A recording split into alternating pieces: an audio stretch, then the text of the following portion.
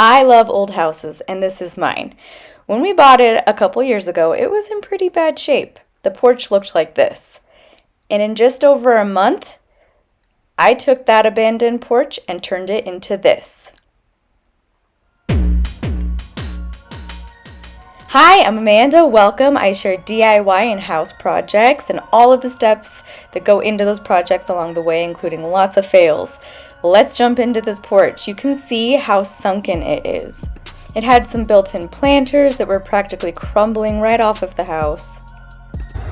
So this is one of the grossest things I've ever seen at my house. So we have these planters built in on our porch, and this one is full of crap.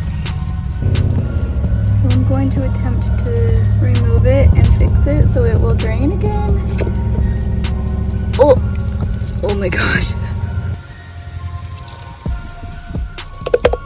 I don't know. I did eventually remove all of it, but moved on to scraping paint. It was so gross getting all of that gunk out of there. There was carpet glued onto the steps, so I had a lot of glue to remove. You can see all of the black spots were old glue. We had lots of gaps too, so I filled them all with foam. This stuff is great because it expands up to 3 inches, which really filled those big cracks and settled spaces. Then I chopped it down so that it was flush with the surfaces. The next part of prepping this porch for plaster was pressure washing. This was so satisfying. There was so much dirt, algae, mold, and grime on these stairs and on the side planters.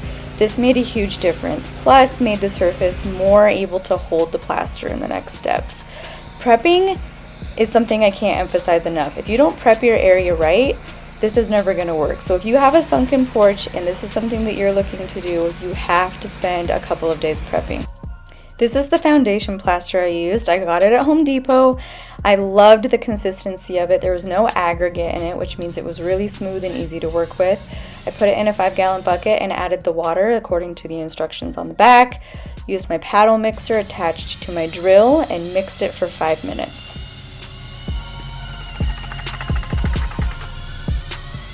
The first time I mixed it too thin. Your perfect consistency should be able to hold upside down on your trowel. Then I scooped it onto my drywall hawk and I pushed it up the side of the wall using my trowel. This took some trial and error to figure it out. I have a lot of lumps, a lot of bumps, it was falling off in places. Eventually I figured it out. I held my trowel at an almost 45-degree angle to the wall as to ensure not to catch it on the top edge as I was going up. I had to reload my drywall hawk over and over and over.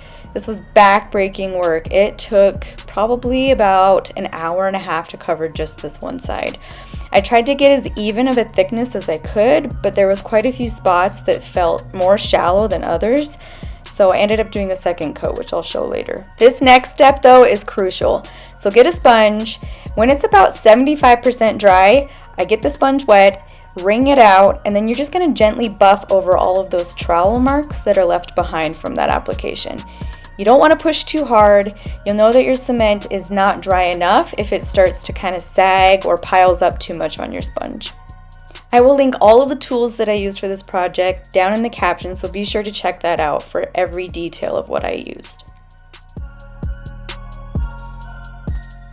Next, I worked on the planters. So I used a small triangular trowel to get into all of those smaller spaces and smoothed out the top. I ended up just dumping cups of it right onto the top because it was kind of hard to get it on that angle.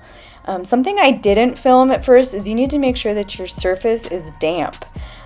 So I just was doing that with the sponge here. I did it in between coats as well. It's not supposed to be soaking wet, so a sponge is perfect, but your surface that you are applying it to does need to be damp. You want to be careful not to overwork it too much. All of those marks are going to be fixed later when you sponge it off, so get it as smooth as you can and then go on. So this is my second coat. I got it wet, I let it dry a little so that it was just damp, and then I just did the same technique over it. It was really great. It applied way thicker, but then a storm came in right as I finished the second coat, so I set up my umbrellas, hoping not to get it wet. It was still pretty fresh, and I was super worried that the rain was going to ruin it. Somehow the umbrellas worked, so I sealed it the next day with a masonry primer sealer, and I love the look. It looks so clean and so fresh. This is going to be a 6-part series, and this is part 1, so come back for part 2 where I refinish this screen door.